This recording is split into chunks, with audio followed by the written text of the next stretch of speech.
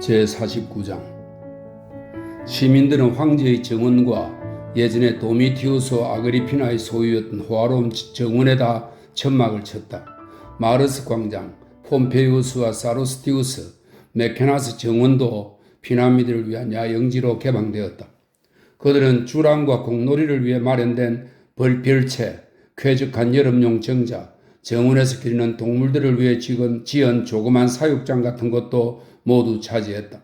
정원을 아름답게 장식하기 위해 기르던 공작과 홍학, 백조, 타조, 아프리카산 거대한 영양, 사슴 등은 천민들에 의해 모두 잡아먹혔다. 엄청나게 많은 양의 식량이 오스티아 항구를 통해 들어왔다. 티베리스 강에는 그것을 운반하는 배와 뗏목이 가득 차서 마치 다리를 건너가듯 그 위를 걸어서 강을 건널 수 있을 정도였다. 곡물이 전례 없이 싼값으로 공급되고 빈민들은 무료로 배급을 받았다. 포도주와 올리브, 밤이 대량으로 유입되고 산지에서는 날마다 소와 양떼를 보내왔다. 불이 나기 전에는 간신히 입에 풀칠을 하고 지내던 수구라 빈민들이 지금은 넉넉하게 먹고 마셨다. 기아의 공포는 이제 완전히 사라졌다. 그러나 살인과 강도, 그 밖의 갖가지 불법 행위를 통제하는 것은 전보다 어려워졌다. 너나 없이 집을 잃고 떠돌러 지내고 있었으므로 범죄자를 가려내기가 힘들었고 누구나 황제의 숭배자라고 떠벌리면서 황제가 행차할 때마다 환호하며 박수갈채를 보내기만 하면 어떤 문제든 간단하게 해결되었다. 게다가 모든 공공기관은 그 기능이 정지되어 있었고 범죄를 막아낼 수 있는 인원도 부족한 형편이었으므로 세계 각지에서 모여든 인간 쓰레기들이 다 모여있는 이 도시에서는 상상을 초월하는 흉악한 사건이 연달아 일어났다. 매일 밤 싸움질과 살인이 저질러졌고 시도 때도 없이 부녀자들이 유린당하곤 했다. 캄파니아에서 들여온 가축들의 집결지가 있는 무기오니아 문 근처에서는 여러 차례 큰 패싸움이 벌어져 수백 명의 사상자가 발생하기도 했다. 티베리스 강 기슭에는 매일 아침 아무도 찾지 않는 수많은 시체들이 떠올랐다. 무더운 여름철인데다 화재의 열기 때문에 시체는 금방 썩어서 지독한 악취를 풍겼다. 급기야 야영지에는 각종 질병이 발생했고 사람들은 그로 인해 전염병이 돌까봐 마음을 졸였다. 도시의 화재는 여전히 계속되고 있었다. 엿새 후 불길이 에스킬리누스 언덕의 공터에까지 이르렀어야 더 이상의 불길이 번지는 것을 막기 위해 그 지역의 많은 집들을 미리 부셔버리는 조치가 취해졌다. 덕분에 불길은 그 기세가 점차 약화되기 시작했다. 그러나 타다남은 잿더미는 아직도 시뻘건 불빛을 내뿜고 있었기 때문에 사람들은 이 재앙이 완전히 끝났다고는 생각지 않았다. 이래째 밤이 되자 티겔리누스 소유의 건물에 다시 불이 붙기 시작했다. 그러나 미리 짐을 옮겨 놓아 불에 탈만한 것이 별로 없었기에 그리 오래가지는 않았다. 여기저기서 불에 탄 집들이 무너지면서 그때마다 불기둥이 하늘로 높이 치솟았다. 비로소 장렬하던 불꽃이 사그라지면서 불탄 자리가 점차 거무스름해지기 시작했다.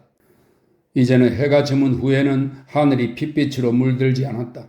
다만 밤이 되면 시꺼멓게 변한 광활한 폐허 위에 여기저기 널려있는 잿더미에서 이따금 창백한 푸른 불꽃이 너울거리는 정도였다. 로마의 14개 지구 중에서 화재를 면한 곳은 티베리스 강 건너까지 합해서 겨우 4구역에 지나지 않았다. 나머지는 모두 화마에게 먹혀버리고 말았다. 마침내 잿더미마저 모두 타버리고 나자 티베리스 강에서 에스큘리누스 언덕에 이르는 광활한 지역이 온통 회색빛의 âm 울하고 얼씬년스러운 공간으로 변했다. 그곳은 굴뚝들이 묘지의 비석처럼 줄지어 서 있어서 죽음의 그림자가 드리워진 것 같이 보였다. 낮에는 누더기를 걸친 거지 행색의 사람들이 그 굴뚝 사이를 쑤시고 다니면서 친지의 유골이나 값비싼 물건들을 찾기도 하고 밤이 되면 주인 잃은 개들이 몰려나와 구슬벽에 찢어대며 전에 살던 집터를 서성거렸다.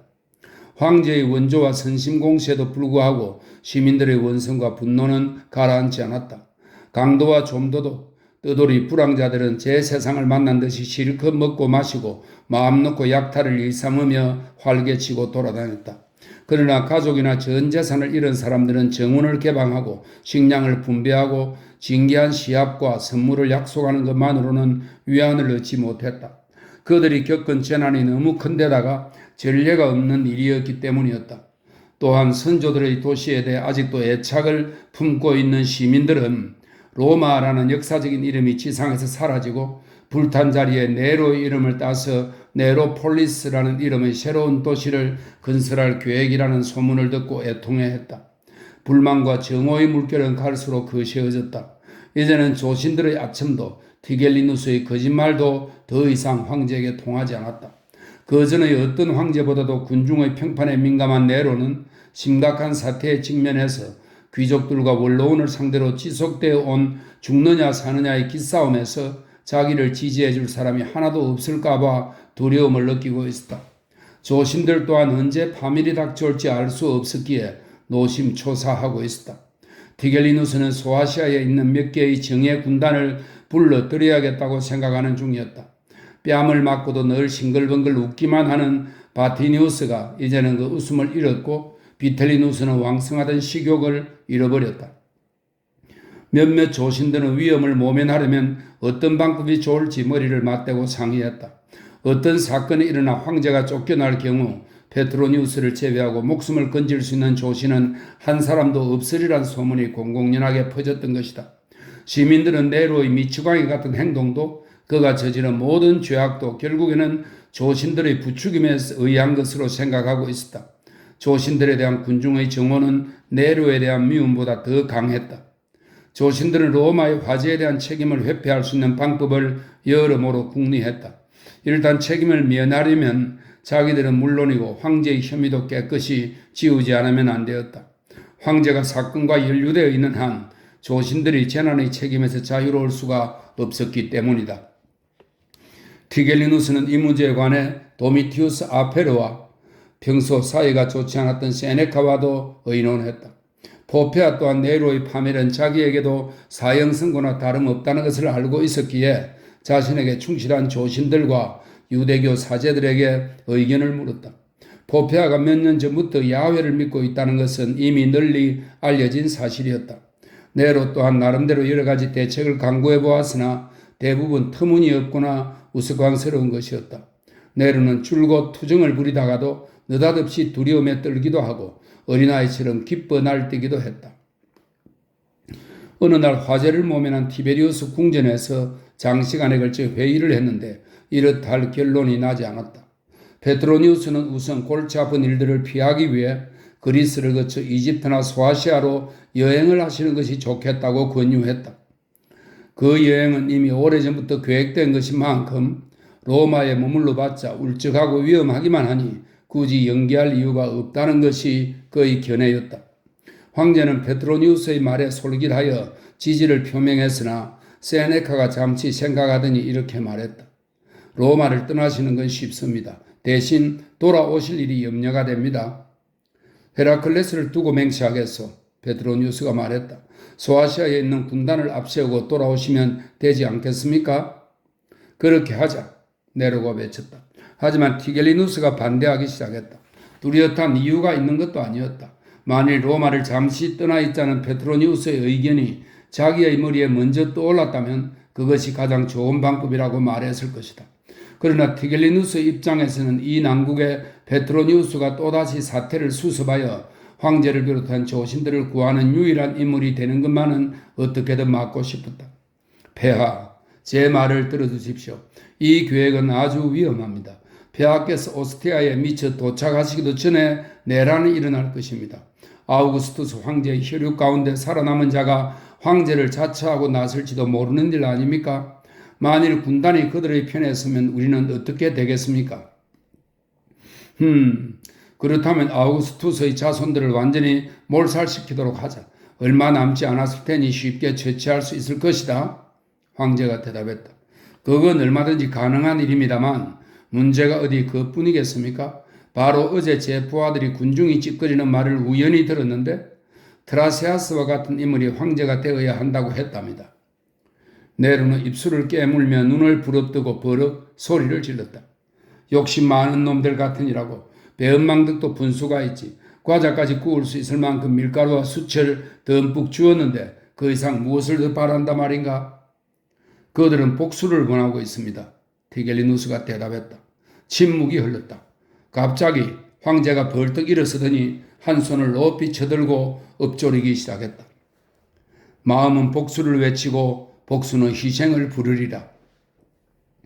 그러고는 모든 것을 잊은 듯 희색이 만면하여 소리쳤다. 이 시구를 적어두어야 하니 어서 밀랍판과 펜을 가져오라. 루카누스도 이렇게 뛰어난 시를 지어본 적이 없을 것이다. 그대들은 똑똑히 보았겠지. 짐은 순식간에 이런 위대한 영감을 얻었다. 오, 유례없는 수작입니다. 몇몇 사람들이 찬탄했다. 네로는 시구를 적은 뒤에 말했다. 그렇다. 복수는 희생을 원하고 있다. 그러고는 주위의 조신들을 훑어보았다. 바티니우스가 화제를 지시했다는 소문을 퍼뜨리고 그를 분노한 군중에게 제물로 내어주면 어떻겠는가? 아, 폐하, 저는 보잘것없는 사람이 아니옵니까? 바티니우스가 외쳤다. 그래, 맞다. 적어도 너보다는 더 중요한 인물이 아니면 안 될 것 같구나. 비텔리우스, 자네는 어떤가? 비텔리우스는 얼굴이 창백하게 질리더니 억지로 웃으며 대답했다. 저 같은 비계 덩어리가 나서면 또다시 불이 붙을지도 모릅니다. 네로는 이미 무언가 다른 생각에 잠겨 있었다. 그는 민중의 분노를 달랠 만한 진정한 희생양을 찾고 있었는데 마침내 적당한 인물이 떠올랐다. 티겔리누스, 로마를 불태운 건 자네야. 순간 좌중은 몸서리를 쳤다. 이번에는 농담이 아니라 확고한 결정이라는 것을 직감할 수 있었기 때문이었다. 티겔리누스는 바짝 긴장하여 사람을 물어 떠들이는 개처럼 얼굴이 일그러졌다. 저는 폐하의 어명을 받고 로마를 불태운 것입니다. 티겔리누스가 대답했다. 두 사람은 악마 같은 눈으로 서로 노려보았다. 사방이 하도 고요해서 아트리움에서 날아다니는 파리의 날개짓 소리까지 들릴 정도였다. 티겔리누스, 네로가 말했다. 너는 짐을 사랑하는가? 폐하께서 누구보다 잘 아시지 않습니까? 그렇다면 짐을 위해 희생해다오. 폐하, 티겔리누스가 대꾸했다. 폐하께서는 어찌하여 제 입술이 원치도 않는 감미로운 술을 권하시는 것입니까? 지금 민심이 흉흉해서 여기저기서 반란이 일어나고 있습니다. 그런데 폐하께서는 건의대마저 들고 일어나기를 바라십니까? 공포의 분위기가 그 자리에 있던 모든 사람들을 애워쌌다. 건의대의 사령관이 하는 말에는 분명 위협이 담겨 있었다. 네로도 그 말이 뜻하는 바를 알아차리고 안색이 변했다. 그때 갑자기 황제의 해방 노예인 에파트로디투스가 뛰어올라와서 황후가 티겔리누스를 급히 찾고 있다고 전했다. 지금 황후가 접견하고 있는 자들이 가져온 중요한 정보를 근위대 사령관이 꼭 참석하여 들어주기를 바란다는 것이었다. 티겔리누스는 황제에게 절을 하고 경멸하는 듯한 표정을 지으며 물러났다. 자칫 무참하게 짓밟혔던 뻔했던 위기의 순간을 모면했을 뿐만 아니라 모두에게 자기의 저력을 톡톡히 과시한 셈이 되었다. 그는 네로가 급정이라는 것을 알고 있었으므로 아무리 그가 온 세계의 지배자라고 해도 자기에게 손을 댈 배짱이 없으리라는 것을 확신할 수 있었던 것이다. 네로는 잠시 침묵하다가 조신들이 자기의 말을 기다리고 있다는 것을 알아차리고 이렇게 말했다. 짐은 품 안에 뱀을 기르고 있었구나. 페트로니우스는 마치 그 뱀의 모가지점은 쉽게 비틀 수 있다는 듯이 어깨를 으쓱했다. 그대는 무슨 말이 하고 싶은가? 어디 의견을 말해보아라. 네로는 페트로니우스의 어깨짓에 담긴 의미를 알아채고 말했다. 짐이 믿는 사람은 그대뿐이 아닌가. 그대는 누구보다도 총명하고 게다가 짐을 사랑하고 있다. 페트로니우스는 저를 근위대 사령관으로 임명해 주십시오. 그러면 티겔리누스를 군중에게 넘겨주고 24시간 내에 로마 시민들을 진정시키겠습니다. 하고 말하고 싶은 것을 간신히 참았다. 근위대 사령관이 되면 밤낮으로 황제를 보살펴야 하고 머리 아픈 온갖 공무에 대해 책임을 져야 한다. 무엇 때문에 사서 고생을 한단 말인가? 쾌적한 서재에 앉아 시를 읽는다든지 조각이나 도자기를 감상한다든지 그렇지 않으면 아름다운 에우니케를 무릎 위에 앉혀놓고 그녀의 금발을 쓰다듬으며 산호와 같은 입술에 입을 맞추는 것이 훨씬 낫지 않겠는가? 페트로니우스는 이렇게 대답했다. 제 생각에는 아카이아에 가서 한동안 머무르시는 것이 좋겠습니다. 네로는 실망한 듯 했다. 그대라면 좀 더 좋은 의견을 말해줄 줄 알았는데 원로우는 짐을 정오하고 있다. 만일 짐이 이곳을 떠나면 그놈들은 당장 내게 방기를 들고 다른 사람을 황제의 자리에 앉힐지도 모른다. 시민들은 전에는 짐에게 충성을 바쳤지만 일이 그렇게 되면 짐에게 등을 돌리고 말 거야. 지옥의 신에게 맹세하건대 만일 원로원과 백성들이 쓸만한 지도자를 갖게 되는 날에는 폐하, 송구스러운 말씀이지만 폐하께서 진실로 로마를 구할 생각이 있으시다면 비록 소수라 할지라도 일단 여기 있는 로마인들부터 구해주시는 것이 옳은 줄로 아뢰옵니다. 베트로니우스는 손짓으로 자기와 주변의 조신들을 가리키며 말했다. 그러나 네로는 불만스러운 듯 말했다. 로마와 로마인들이 짐에게 다 무슨 상관이란 말이냐? 아카이아에 가면 그곳의 백성들이야 짐을 따르겠지만 이곳에서는 짐의 주위에 온통 반역자들 뿐이다. 모두가 짐을 져버리려고 한다. 너희들도 머지않아 그럴 것이다. 짐은 다 알고 있다. 짐과 같은 예술가를 수호하지 않으면 후세 사람들로부터 어떤 지탄을 받게 될지 너희는 조금도 걱정하지 않는구나. 네로는 느닷없이 자기의 이마를 탁 쳤다. 그렇다. 이런 하찮은 일에 마음을 뺏겨 하마터면 짐이 어떤 사람인지 잊을 뻔했구나. 그러고는 한껏 밝아진 얼굴로 페트로니우스를 쳐다보며 말했다. 페트로니우스, 시민들은 지금 불평을 하고 있다. 그러나 만일 짐이 류트를 가지고 마르스 광장에 가서 화재 현장에서 그대들에게 들려주었던 그 노래를 불러주면 오르페우스가 들짐승을 감동시킨 것처럼 짐도 백성들을 진정시킬 수 있지 않을까? 이 말을 듣자 안티움에서 데리고 온 계집종을 보러 집에 가고 싶어 몸이 근질근질해진 툴리우스 세네키오가 말했다. 그거 좋은 생각이십니다, 폐하. 그런데 군중이 폐하께서 노래를 하실 수 있게 가만히 있을지 모르겠습니다. 차라리 그리스에나 가야겠다. 네로는 못마땅한 듯이 소리를 질렀다. 그때 포페아가 들어왔다. 티겔리누스도 그녀를 뒤따라왔다. 뜻밖이라는 듯 사람들의 시선이 일제히 티겔리누스에게로 쏠렸다. 위대한 계승장군이 카피톨리움 신전에 오를 때에도 지금 황제 앞에 있는 티겔리누스처럼 의기양양한 태도를 보인 적은 없었기 때문이다. 잠시 후 티겔리누스는 천천히 한마디 한마디에 힘을 주어 쇳소리를 내며 말했다. 폐하, 제 말을 들어주십시오. 좋은 생각이 떠올랐습니다. 지금 군중은 복수와 희생제물을 원하고 있습니다. 게다가 그들이 원하는 건 한 사람의 희생자가 아니라 몇백, 몇천 명의 희생입니다.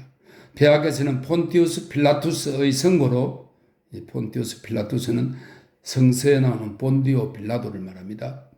폰티우스 필라투스의 선고로 십자가에 매달린 그리스도란 사내에 대해 들어본 적이 있으십니까? 그리스도교 신자들이 어떤 사람들인지는 알고 계시겠죠? 그들의 죄악과 사악한 행동, 대화재가 일어나 세상이 멸망할 것이라는 그들의 예언 등에 대해서 들어보신 적이 없으십니까? 군중은 그들을 의심하고 미워하고 있습니다. 그들은 로마인들이 모시는 신을 마귀라고 여기기 때문에 신전에 나와 참배하는 자가 하나도 없습니다. 전차 경주를 경멸하므로 경기장에는 모습을 드러내지도 않습니다. 그리스도교 신자들은 폐하를 환호하는 적이 없습니다. 그들 중 누구도 폐하를 신으로 숭배하지 않습니다. 그들은 인류의 적이며 또한 로마와 폐하의 적입니다. 백성들은 지금 폐하를 정오하고 있습니다. 폐하께서 로마에 불을 지르라고 명령하신 것도 아니요. 또 제가 불을 지른 것도 아닙니다. 백성들은 지금 복수를 바라고 있으니 그들이 복수하도록 해 주십시오. 백성들은 피와 경기에 굶주려 있으니 그들을 만족시켜 주십시오. 중요한 것은 백성들이 폐하께 혐의를 두고 있다는 사실입니다. 한시바삐 그 혐의를 다른 곳으로 돌려야 합니다. 네로는 처음에는 깜짝 놀란 듯 그의 말에 귀를 기울이고 있었다. 그러더니 티겔리누스의 말이 계속되는 동안 배우가 무대 위에서 연기하듯이 울분과 슬픔, 연민과 분노의 다채로운 표정을 지어 보였다. 그러더니 벼랑간 몸을 일으켜 토가를 벗어 발밑에 떨어뜨렸다. 네로는 두 손을 높이 쳐든 채 잠시 아무 말도 하지 않고 그대로 서 있었다. 마침내 그는 비극 배우와 같은 목소리로 외쳤다.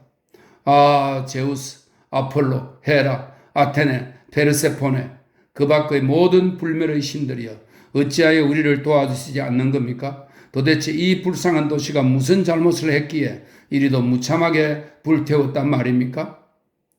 그들은 인류의 적, 폐하의 적입니다. 포페아가 거들었다. 그러자 다른 사람들도 일제히 외치기 시작했다.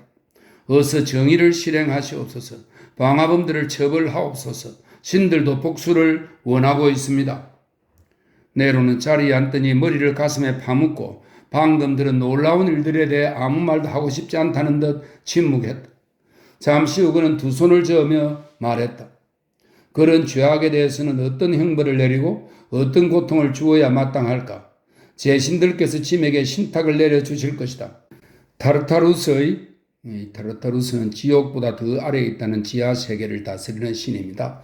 타르타루스의 힘을 빌려 짐은 가엾은 시민들에게 앞으로 수세기에 걸쳐 감사한 마음으로 짐을 기억할 수 있는 놀라운 볼거리를 보여주리라.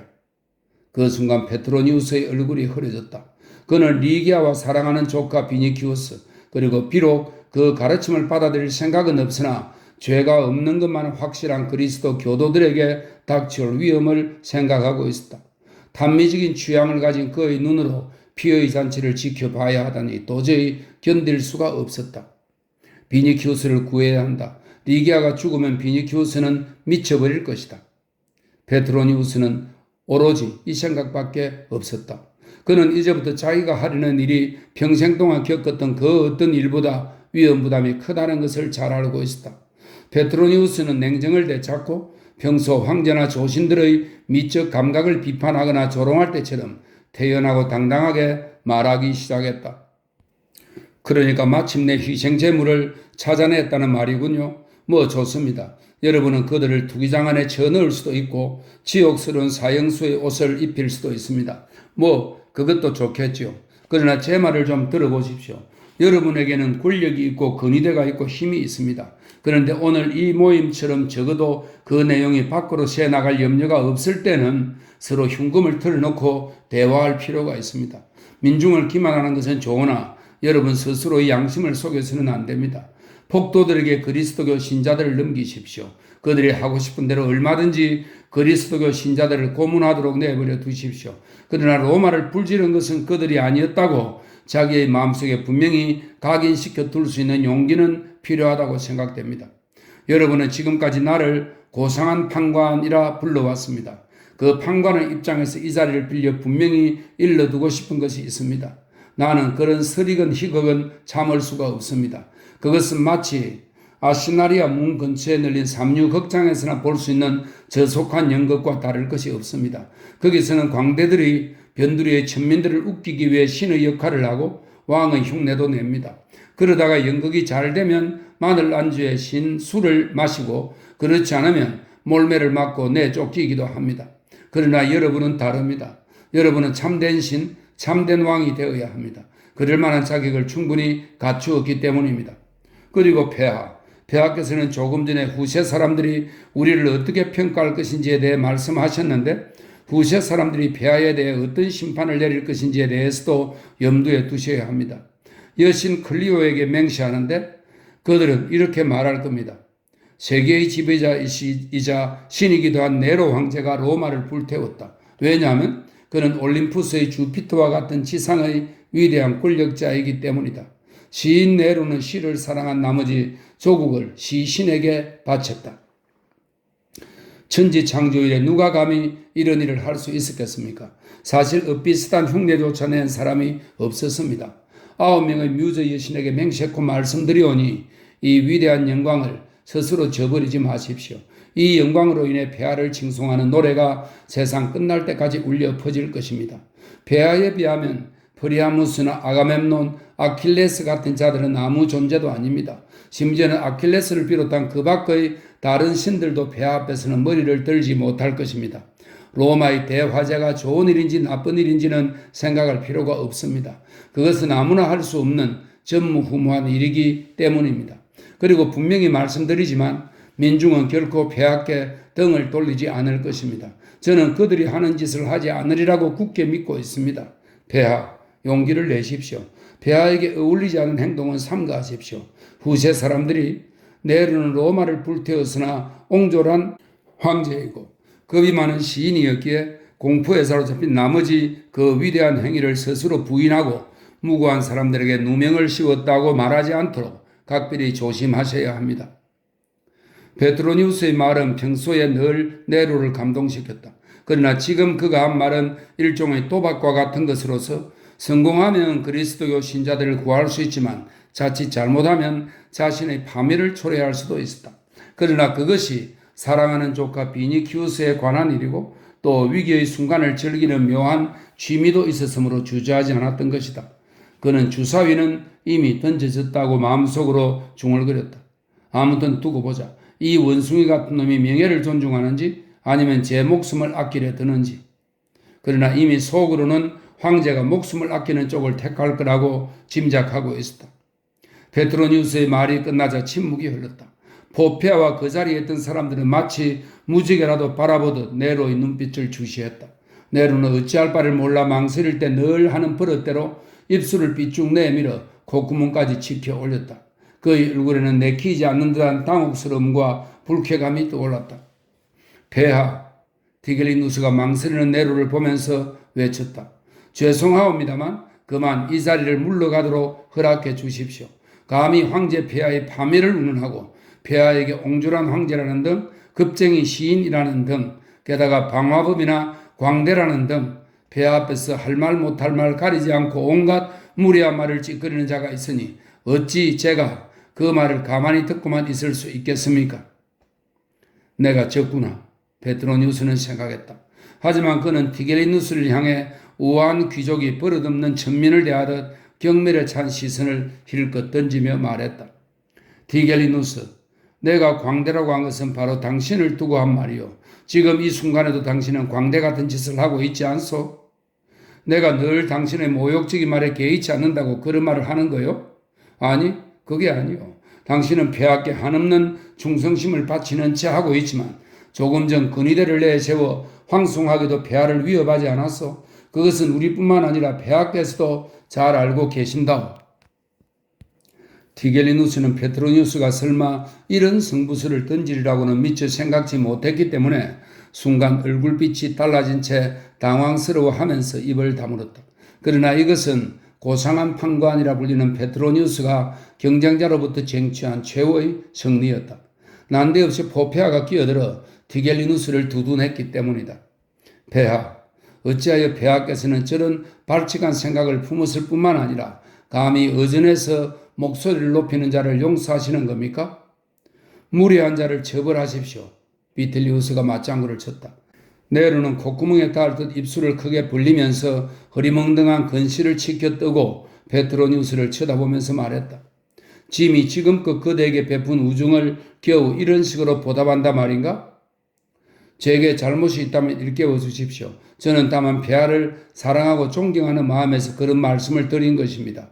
페트로니우스가 대답했다. 무리한 자에게 벌을 주십시오. 비텔리우스가 되풀이해서 말했다. 그렇게 하십시오.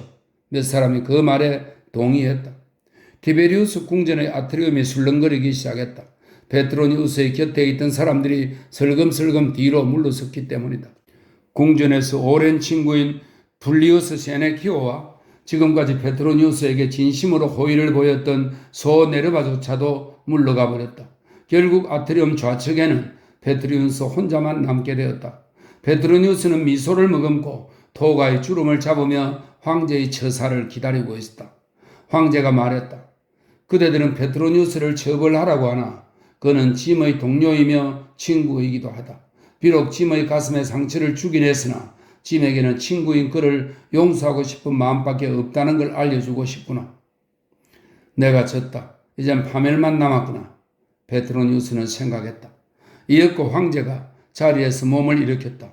회의는 그렇게 끝이 났다.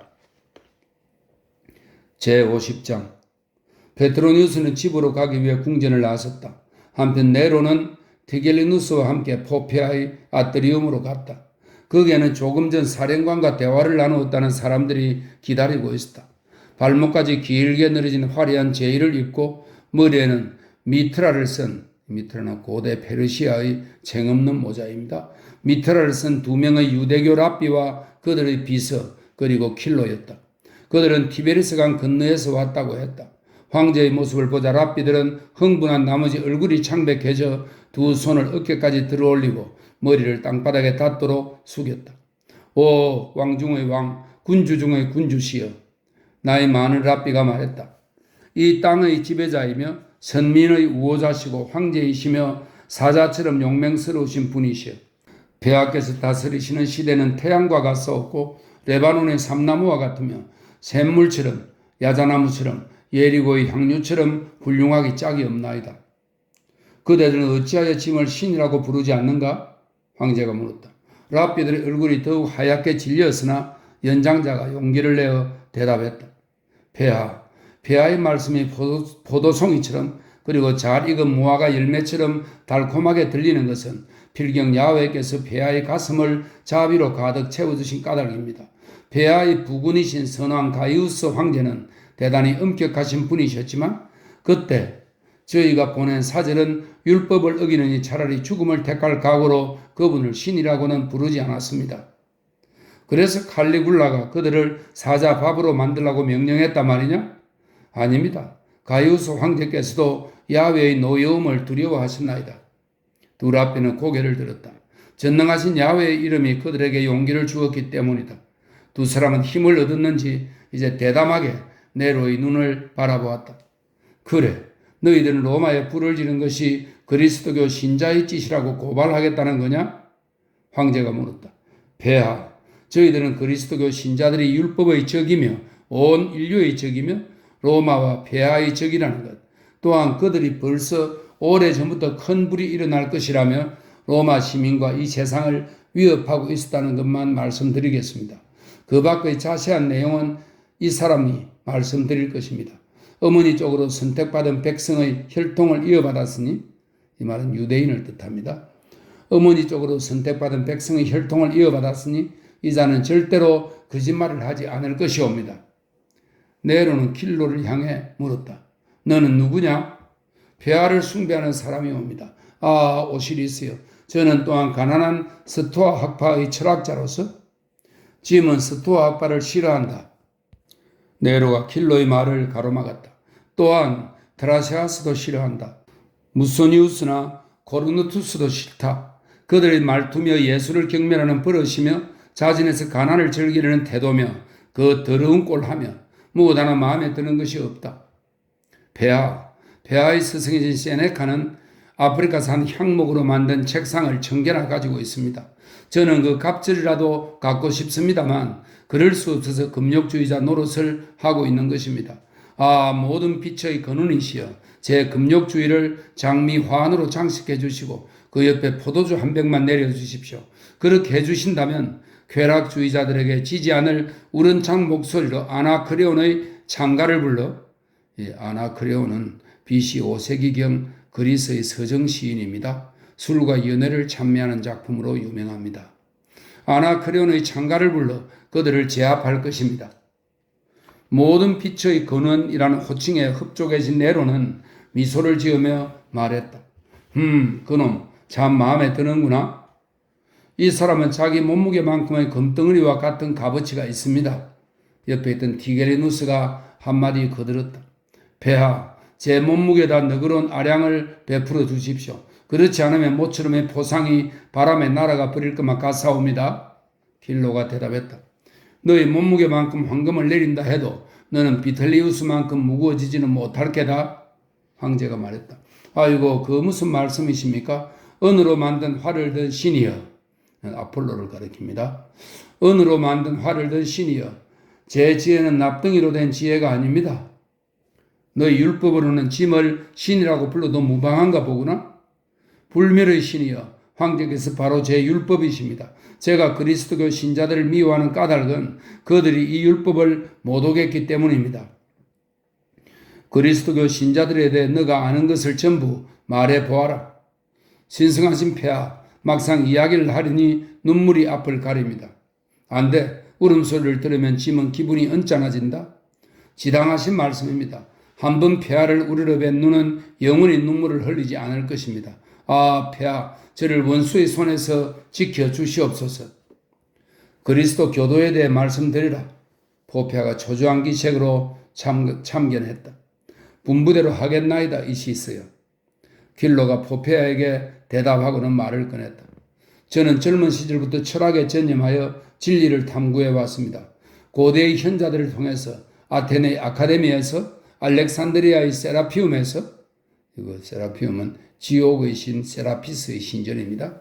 알렉산드리아의 세라피움에서 열심히 진리를 찾고자 했습니다. 그래서 처음 그리스도교 신자에 대한 말을 들었을 때 그것이 진리를 얻을 수 있는 일종의 새로운 학파라고 생각했고 불행하게도 그들과 친교를 맺었던 것입니다. 불운이 제일 먼저 제게 만나게 해준 그리스도교 신자는 글라우쿠스라는 네오폴리스 태생의 의사였습니다.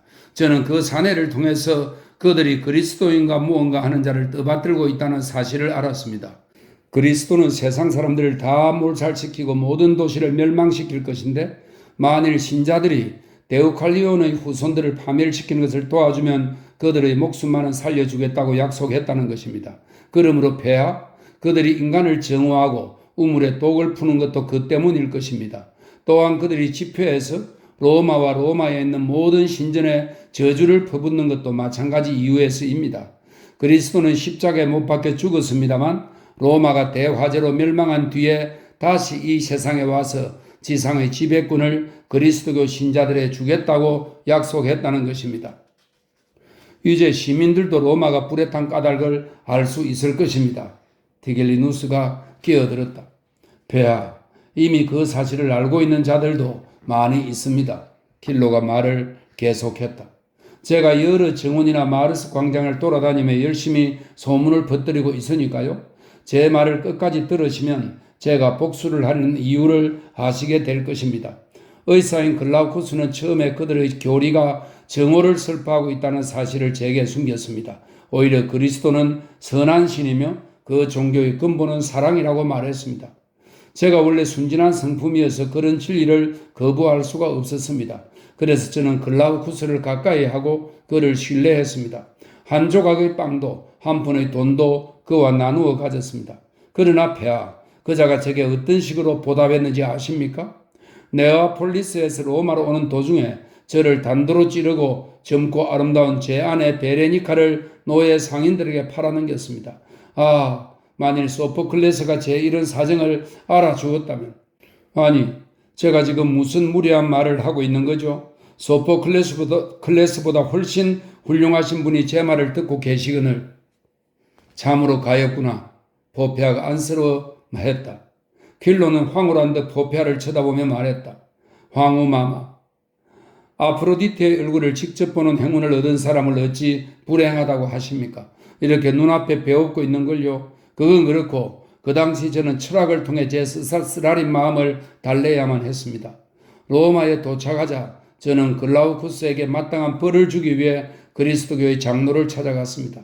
장로들이 문책하면 글라우쿠스도 제 아내를 돌려주지 않을 수 없으리라고 생각했기 때문입니다. 저는 대사도도 만나게 되었고 또 바오로라고 하는 로마에서 한때 감옥에 갇혔다가 석방된 자도 만났습니다. 제베데우스의 아들과 사도 요한을 가리킵니다. 제베데우스의 아들과 리누스, 클리투스, 그 밖의 많은 신자들과도 접촉할 수 있었습니다. 저는 그들이 화재 전에 살았던 곳이나 집회 장소도 알고 있습니다. 그들이 사악한 의식을 행하는 바티카누스 언덕 아래의 지하 동굴이나 노멘타나 문 밖에 있는 묘지에도 안내할 수 있습니다. 저는 거기서 사도 베드로를 만났습니다. 그들이 회합할 때 베드로 사도가 신자들의 머리 위에 피를 뿌리는데 그것은 어린애들의 목을 따서 받은 피입니다. 제 눈으로 글라우쿠스가 어린아이를 죽이는 현장도 목격했습니다. 폼포니아 그레키나님의 양녀 리기아도 만났습니다. 그녀는 어린아이들을 죽이지는 않았지만 아이들을 죽이는 주술을 안다고 뽐내고 있더군요. 그 여자는 오시리스의 따님이자 이시스의 따님인 황녀를 저주해서 그 방법으로 죽였다고 말하기도 했습니다. 폐하, 들으셨습니까? 포페아가 물었다. 아니, 이럴 수가. 네로가 외쳤다. 제가 당한 억울한 일점은 얼마든지 용서할 수 있습니다. 길로는 말을 계속했다. 그러나 황녀에 관한 이야기를 들었을 때는 정말 참을 수가 없어서 그녀를 찔러 죽이고 싶었습니다. 그러나 유감스럽게도 그녀를 사랑하고 있는 귀족 비니키우스에게 제지당하고 말았습니다. 비니키우스가 말렸단 말이지? 그 처녀는 비니키우스에게서 도망간 줄 알고 있는데 네로가 킬로를 떠보기 위해 일부러 이렇게 물었다. 네, 따라 나섰습니다. 그러나 비니키우스는 그 여자가 없으면 살 수 없다면서 결국 찾아내고 말았습니다. 저는 몇 푼 안 되는 돈을 받고 리기아를 찾는 일을 도와주었습니다. 그녀가 숨어있는 티베리스강 건너의 그리스도교 신자집을 가르쳐준 사람이 바로 접니다. 비니키우스는 만일에 대비해 금투사 크로톤을 고용하여 데리고 갔습니다. 그런데 리기아의 하인 우르스스란 놈이 크로톤을 죽여버렸습니다. 그 놈은 힘이 굉장한 장사로 황소의 머리도 마치 양귀비 줄기를 따듯 힘 안 들이고 비틀어버릴 수 있습니다. 그 놈은 힘이 무척 센데다가 충직해서 아울루스와 폼포니아부터도 총애를 받았습니다.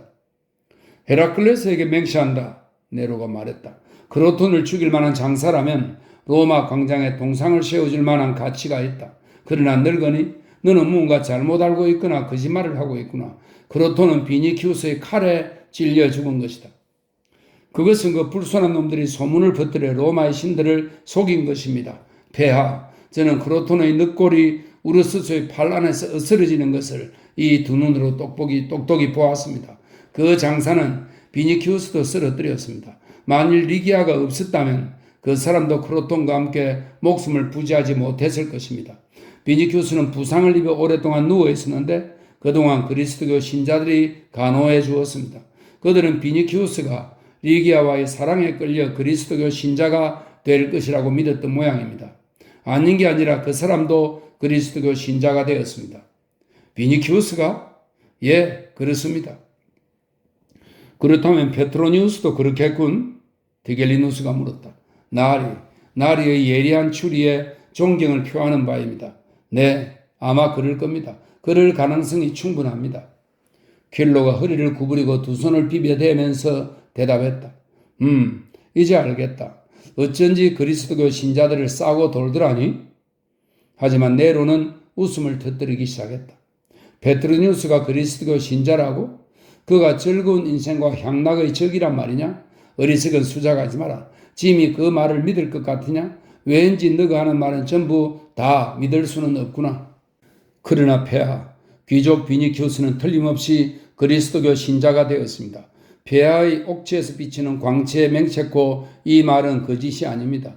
제가 이 세상에서 무엇보다 혐오하는 것이 거짓말입니다. 폼포니아 그레키나는 그리스도교 신자입니다. 아울루스의 아들도 리기아도 비니키우스도 모두 그리스도교 신자입니다. 저는 비니키우스를 위해 충성을 바쳐 일했지만 그는 결국 의사 글라우쿠스의 농간에 넘어가 이 늙은이에게 그것도 굶주림과 병으로 고생하는 제게 태형을 가했습니다. 저는 그 수모를 영원히 잊지 않겠노라고 지옥의 신들에게 맹세했습니다. 폐하, 부디 제 맺힌 한을 풀어주시옵소서. 그렇게 해주시면 저는 사도 베드로는 말할 것도 없고 리누스, 클리투스, 글라우쿠스, 크리스푸스와 같은 장로들과 리기아와 우르스스까지도 잡아들이게 하겠습니다. 수백 명, 수천 명의 그리스도교 신자들의 거치도 알려드리겠습니다. 기도 모임을 갖는 장소와 묘지도 다 가르쳐 드리겠습니다. 그들을 전부 잡아 넣으려면 이 도시의 감옥만으로는 모자랄 것입니다. 제가 없으면 그들의 은신처를 찾기 힘드실 것입니다. 궁핍하고 빈곤하게 살아온 저는 지금까지는 철학 속에서 위안을 얻어왔습니다. 그러나 이제부터는 폐하의 사랑을 위안으로 삼고 싶습니다. 저는 이 나이가 될 때까지 아직 인생을 제대로 즐겨본 적이 없습니다. 앞으로는 폐하의 은총 속에서 편안히 쉬고 싶나이다.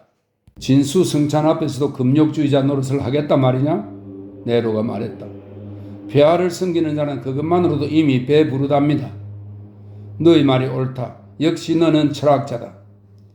포페아는 자기의 경쟁자에 대해 결코 잊지 않고 있었다.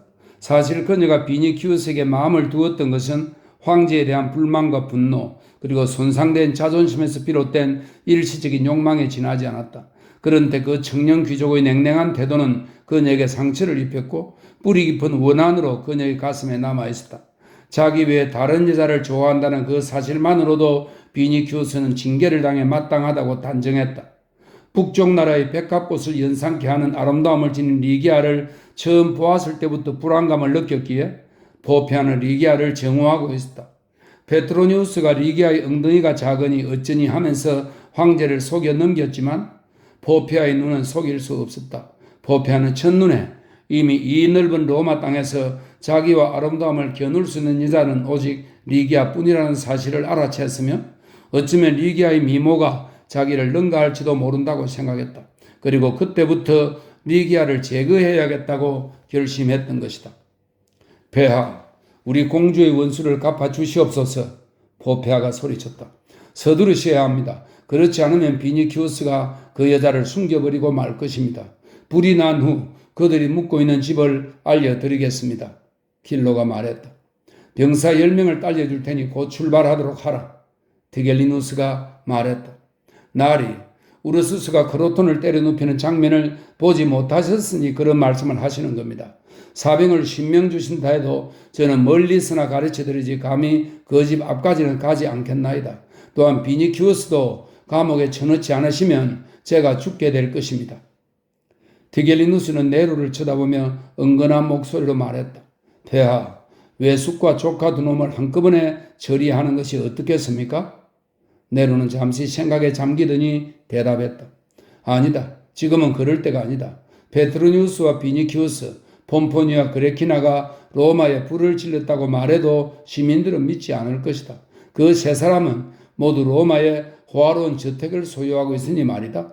지금 당장은 다른 희생제물이 필요하다. 그들의 차례는 머지않아 올 것이다. 폐하, 제 신변의 안전을 위해서 제게 호위병을 붙여주시옵소서. 킬로가 말했다. 티겔리누스, 너가 알아서 하라. 네로가 지시했다. 당분간 내 집에 와 있으라. 근위대 사령관 티겔리누스가 말했다. 늙은 그리스인의 얼굴에 기쁨의 빛이 감돌았다. 한 놈도 빠뜨리지 않고 모조리 잡아 올리겠습니다. 다만 서둘러 주십시오. 어서 빨리요. 킬로는 쉰 목소리로 장담했다.